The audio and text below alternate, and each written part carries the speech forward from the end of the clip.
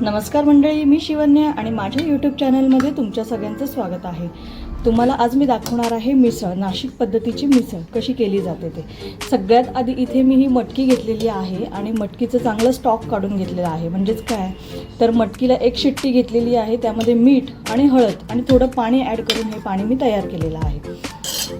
त्यानंतर फोडणीसाठी आपल्याला लागणार आहे कांदा, टोमॅटो आहे, कांदा, भाजलेला कांदा, खोबरं, त्यानंतर थोडीशी बडीशेप, धणे आणि दालचिनी असं हे वाटण काढलेलं आहे. त्यानंतर ही आलं, लसूण, हिरवी मिरचीची पेस्ट आहे, कढीपत्ता लागणार आहे आपल्याला आणि कोथिंबीर लागणार. सगळ्यात आधी आता मी इथे तेल गरम करून घेते आहे.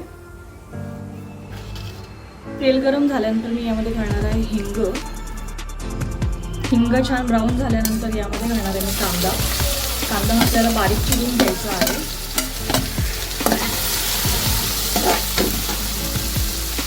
आणि कांदा लवकर लालसर होण्यासाठी मी यामध्ये थोडं मीठ घालतो आणि तो ॲड करते.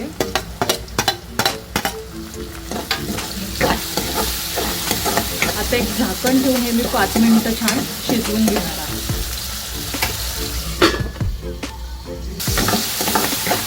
कढीपत्ता टाकून घेतलाय. त्यानंतर इथे हिरवी मिरची, आलं लसूण पेस्ट आणि कोथिंबीरचं जे वाटण केलेलं आहे ते ॲड.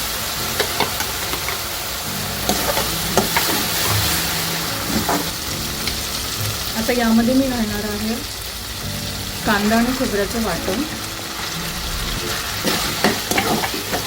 तुमची किती क्वांटिटी आहे त्या क्वांटिटीनुसार तुम्हाला हे वाटण ॲड करायचं आहे. आता हे छान शिजवून घ्यायचं आहे आपल्याला. याला तेल सुटेपर्यंत आपल्याला हे वाटण छान शिजवून घ्यायचं. तर हे शिजवण्यासाठी मी याला 10 मिनिटं झाकून ठेवणार आहे. बघू शकता तुम्ही कशा पद्धतीने तेल सुटलेलं आहे. तर यामध्ये मी ॲड करणार आहे हळद, 1 चमचा हळद.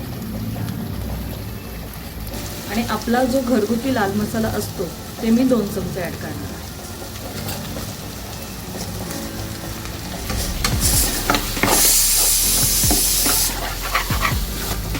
चवीसाठी इथे मी कोल्हापुरी मिसळ मसाला वापरणार आहे. सवयीचा आहे, हा मी 1 चमचा टाकते.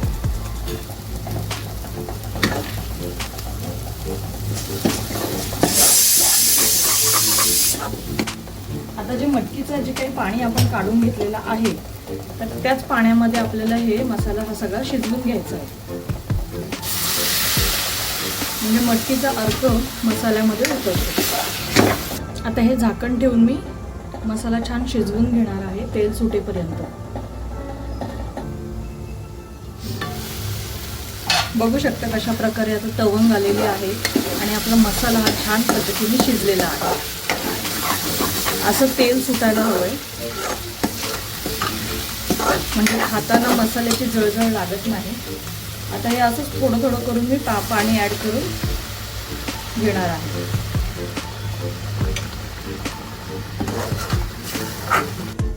आणि नेहमी कुठलंही तुम्ही जेव्हा भाजी करता किंवा रस्सा करता तर त्याच्यामध्ये तुम्ही थंड पाणी न घालता नेहमी गरम पाणी घालायचं. जेणेकरून काय होतं, गरम पाण्याने तवंग पण छान येते आणि आपली जी कोणतीही भाजी असेल तर त्या भाजीला कलरसुद्धा छान येतो. वाव, बघा किती सुंदर पद्धतीने आपला मसाला रेडी झालेला आहे.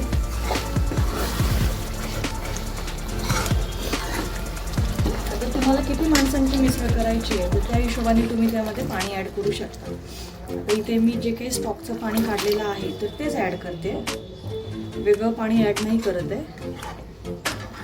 आणि जरी करायचं असेल तर ते गरम पाणी करून करायचं.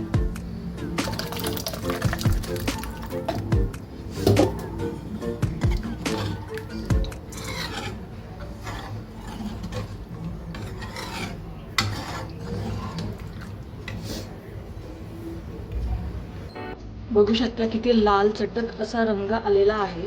आणि मिसळ म्हटली तर आपल्याला असं तवंग, लाल चटक कलर असं असेल तर खायला अजूनच मजा येते, बरोबर की नाही. आता या रस्स्याला आता छान उकळी येऊ द्यायची आहे. थोडीशी कोथिंबीर मी घालते यामध्ये आणि छान झाकून ठेवून आता उकळी येऊ द्यायची.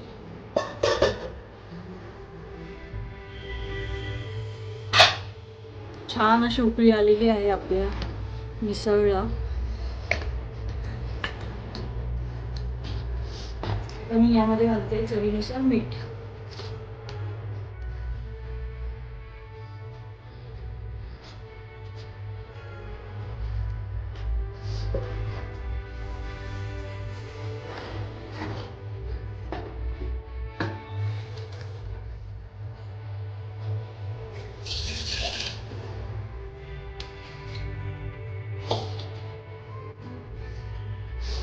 आणि सगळ्यात महत्त्वाचं काय, आता ही अशी उकळी आली, बघू शकता तवंग किती सुंदर आलेली आहे. आता सवयी मसाला, हा जो काही आपण मसाला वापरलेला आहे मिसळसाठी, तर हा मसाला आपण जेव्हा मसाला शिजवत होतो, वाटण आणि मसाला एकत्र करून शिजवत होतो, तेव्हा 1 चमचा घातला होता, ॲड केलं होतं. आणि आत्ता मी उकळीच्या वेळेस 1 चमचा ॲड करणार आहे, जेणेकरून त्याचा स्वाद अतिशय सुंदर येतो. आपण यामध्ये कोणत्याही प्रकारचे गरम मसाले ॲड केलेले नाही आहेत, कारण की हा जो काही रेडीमेड मिसळ मसाला आहे यामध्ये सगळे मसाले असतात. म्हणून मी एक्स्ट्राचे घरगुती गरम मसाले काही घातलेले नाही आहेत. फक्त आपला ठेवणीतला जो लाल मसाला आहे तो ॲड केलेला आहे.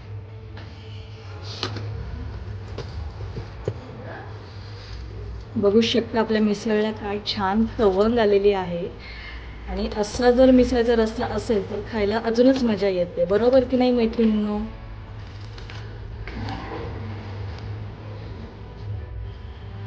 तुम्हाला जर भूक लागली असेल ही मिसळ बघून तर नक्की खायला या.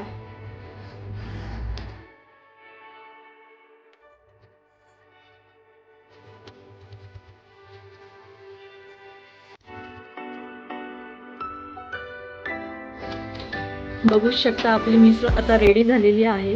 किती सुंदर असा तिला कलर आलेला आहे, तवंग आलेली आहे.